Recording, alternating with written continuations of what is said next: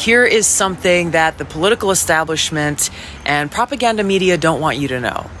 War! What is it good for? Controlling the population. Hello there, you Awakening Wonders. Thanks for joining me. We've talked so much about the Ukraine war. You wonder what you can say that's novel and interesting. Isn't it an example of mass media control? Is it an example of how, as Julian Assange says, the function of government is to get your money and get it into private hands as quickly and as slickly as possible? Certainly, Brett Weinstein believes that the Ukraine war inherited the mantle and lens of COVID. It was a way of indicating what the legacy media wanted us to believe and therefore what the establishment agenda was. Let's have a look at the Ukraine from that perspective. With all due sympathy to Ukrainian people and their suffering, we have to recognise that war is being used to suspend elections, and that may happen more in the future. And if the people that support Ukraine care so much about democracy, how come in Romania they're arresting presidential candidates? We're going to be discussing democracy and freedom, sovereignty, decency and goodness, and who the goodies are nowadays. Are we the baddies, Hans? Have you noticed that our caps have actually got little pictures of skulls on them? Are we the baddies? So here's Brett Weinstein's post that inspired this video. The gulf that's developing over Ukraine feels unnatural. It's like when the COVID shots emerged and it was instantly taboo to discuss risks. This is the next mass formation. I bet it was planned to divide us. People don't suddenly forget how to think. They are induced to. So I wonder what you think about Brett Weinstein's take there. Do you see the Ukraine in a similar lens? Do you think that as members of independent media, it's our job to have controversial conversations with people we don't agree with? That's why we're considering having a conversation with Andrew Tate. Remember to go to Rumble and Rumble Premium to see those conversations. Certainly there's some truth to what Weinstein claims, and here's evidence for that. Look at the before and after coverage of Ukraine in just a few legacy media outlets. Look, The Guardian, welcome to Ukraine. They're bastards. After the war, we fight for Ukraine. We fight for liberal ideals. Here's Reuters. Ukraine are Nazis. After, give Ukraine your money. Vox and CNN. Do you see that this is the kind of hypocrisy and duplicity that most of us oppose, and that meant that the left liberal movement lost some of its prominent advocates, Joe Rogan most notably, but even I have not enough leveraged my position as a former supporter of the left, not had enough conversations with people that still belong to the left, and I'd like to open that door and channel to any of you that want to have those kind of conversations, because I believe we have to explore new unity, and we have to acknowledge that the reason the left collapsed and imploded is because of disingenuousness, dishonesty and a lack of principles. And yes, I am saying that to you with this cross on my forehead still. Let's have a look at, here's Tulsi Gabbard saying, wars will be used to suspend elections, using Ukraine as the other example. And those people that demand that you support Ukraine in the name of democracy, how democratic are they really? Stay with us. Here is something that the political establishment and propaganda media don't want you to know. Ukraine's President Zelensky has just banned yet another political opposition. She's in Boca Grande. She must be going on Tucker. I've stayed in that chalet. Not with Tulsi. Party, one that questioned his legitimacy as president and used Ukraine's Department of Justice to mandate the seizure of this party's members' assets.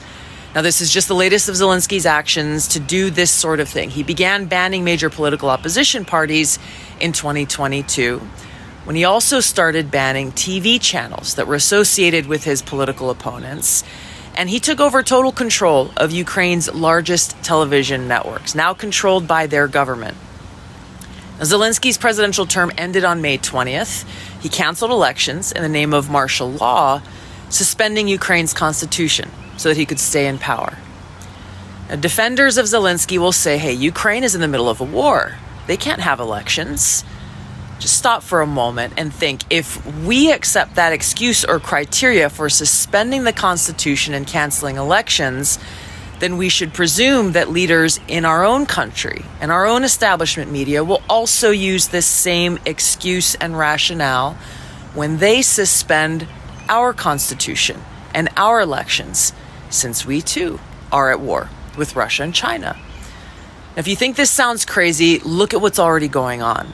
They've already started conditioning us to accept a dictatorship by rationalizing their own use of our Department of Justice to target President Trump and other political enemies in their efforts to stay in power. What claims can Europe make to be the arbiters and protectors of democracy when they try to reverse the results of the Romanian election? Here, J.D. Vance talks to Hannity about exactly that. We have to ask ourselves the questions as leaders.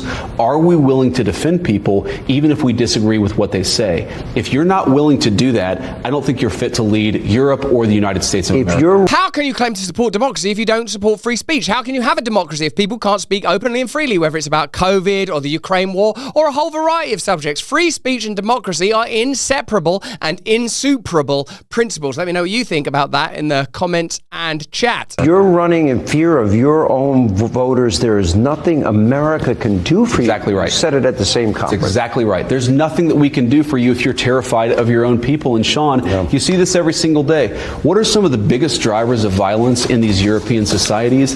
It's mass migration. It's people who haven't assimilated into European societies, who are driving cars into Christmas festivals, killing tons of innocent people. And very often, the European response to that is not to say, oh, well, maybe we should get control of our own borders. The response is to try to silence and shut down their own citizenry. That is a danger in Europe. It was a danger under Joe Biden in the United States of America. And look, of course, China is a major threat. It's a major competitor over the next few years, over the next few decades. But I have no doubt that America and Europe could take on whatever threats so long as we're strong internally. That's the biggest risk to our civilization. It's that weakness internally. That's what we have to fix. And indeed, if we're as democratic as they claim, why are democratic presidential candidates getting arrested in EU nations? Here's Romanian presidential candidate Carlin Georgescu being arrested, which to me doesn't seem like a very democratic thing to do if Europe's so democratic and this whole thing is about democracy. Huh?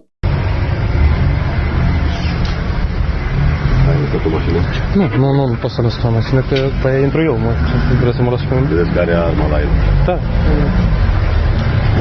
In short, is it possible that these globalist, imperialist, leftist bureaucrats are claiming to support democracy or humanitarian issues when they continue to demand we fund the ongoing and unwinnable Ukraine war, when they have another agenda that's pretty easy to discern when you analyse it? Either they're directly parts of institutions of corruption and dominion that benefit from that ongoing war, or they are in some sort of tangential and ideological way. And as a person who understands how legacy media works, because I've worked for it, the latter part of that in particular is true. People form alliances and make sort of unconscious pledges to ideologies that they don't even really understand. And this is my request, that the people of the left open their minds and hearts to populism and new forms of government that may represent the kind of change that they claimed would come out of their forms of socialism. Here's a post by George Galloway, a figure on the left in the UK, commenting on the arrest of Carlin Georgescu.